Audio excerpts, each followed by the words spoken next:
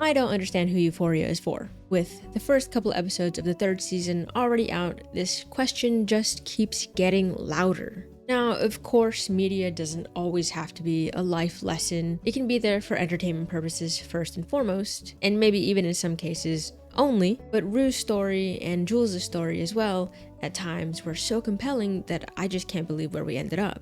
I can barely even begin to describe the mess that is season 3, and we are only 3 episodes in so far at the time of writing this video. It really just feels like a hollow show made for shock value and to be the talk of the week, and not necessarily for a good reason. The best way I can describe it is I'm watching a Ryan Murphy show, but I'm having less fun. Now, don't get me wrong, a lot of what Ryan Murphy produces tends to end up in the mess category as well, and I think anyone that has seen a single Ryan Murphy show can probably attest to that. But the initial start to any Ryan Murphy show and how it keeps you hooked is genuinely really impressive. Now, I could say the same thing about Euphoria when it first began, but now, well, not so much. Am I part of the problem when it comes to the show getting ratings? Well, yes. I tune in every week, and here I am talking about it, but that doesn't change the fact that I still don't understand who it is for. Maybe it started out as a personal way for the writer to let out his past grievances and demons by writing about Rue, because honestly, her addiction storyline was the best in the show,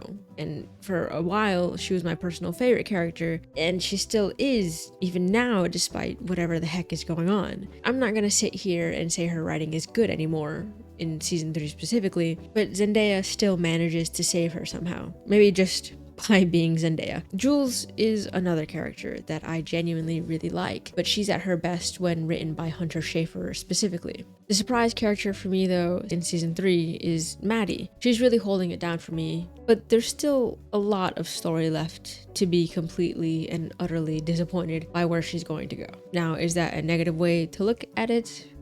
Yeah, but the show hasn't really given me any reason to be a bit more positive. But even with all of this and the fact that I still enjoy some of the characters, the storylines are just utterly out of whack, especially in season 3. And I know I keep saying especially in season 3, things are getting messy in season 2, and I'm sure things were messy in season 1, but I don't know what or who I'm supposed to be rooting for or what I'm supposed to be hoping for at this point. And you know what? I still don't know who the show is for. But before I continue, I would just like to say that if you like these kinds of videos, then please subscribe. I like to take a look at different TV shows or movies on the channel, so if that's something that you're interested in, join along. I also mean that from a demographic standpoint. It's clearly catered to an older audience, most likely early 20s if I had to take a guess, especially considering the content rating. But honestly, that is an assumption based on the fact that it was set in high school for 2 seasons, and I feel like the older you get, the high school storylines loses a lot of relatability to people. But early 20s is still probably kind of, maybe, I don't really know. I'm just trying to reach for something here. Kind of in the age range where you can either relate to or reminisce about it in some kind of way. I don't know. But now the characters have grown up with the audience too. With the season 3 time skip, which is jarring to say the least, the characters and what I'm assuming is the target audience are now relatively the same age. But again, with that, the show is a hollow version of what it was in season 1. You know, I don't even think I can compare it to season 1 because it feels like I'm watching a completely different show entirely. I'm not saying they should have stayed in high school, but I wish there was some semblance of respect for the characters and the story. Don't get me wrong, the bar was low before, but it's reaching the furthest depths of hell now. I said semblance. I'm not saying it had a lot before. I remember watching the trailer for season 3 when it dropped, and the whole vibe, I wish I had a better way to describe it, was just off. There was not a single moment where I thought I was watching the same show that aired like 8 years ago, which is another thing. It's wild how long it takes shows to come out nowadays. Even if it's not 8 years, maybe it's 7, maybe it's 6, I don't know. It's still a long time. And to go on a bit of a side tangent, why is it taking a minimum of at least 2 to 3 years for an 8 episode season to come out? Clearly the production quality is vastly different than what would air on the CW, CBS, NBC, or the likes, but still. if I take a look at Avatar: The Last Airbender remake on Netflix, which is another can of worms that I'm just not going to open up right now, but it's a good example of how long it's taking shows to air, because if you look at Aang, he has clearly grown up a lot from season 1 to season 2, and who knows how much he'll change going into season 3 depending how long it takes to come out. I sincerely hope it's noticed how The Pit is super successful and how they're trying to push it out yearly with 15 episodes per season. That's enough of my tangent for now though. To be fair to Euphoria, let's get back to that. I haven't recently watched seasons 1 and 2, and to be honest, I don't really want to.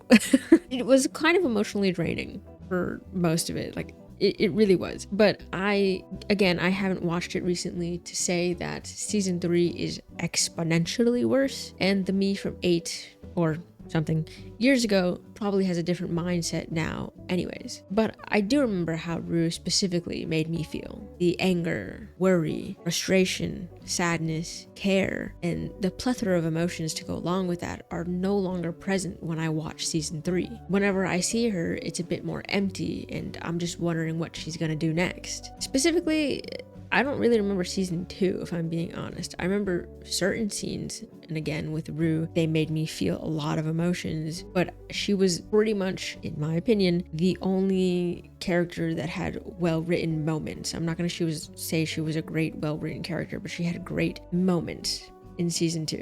For the other characters, I never attached too much to them, honestly. I did and do still like Jules, but again, she's at her best when written by Hunter herself. When it comes to TVs and movies in general, it's fine for characters to not have it together, or to be messy, or just to be a villain, or whatever. But when it feels like there is a complete disregard, or worse, disrespect for the character's story or even the actors, then there's a real problem. And I feel like that can be said for most of the cast and characters of Euphoria. But if anyone has any idea who Euphoria is for, because I still don't after this whole video, please let me know, because once again, I really have no clue.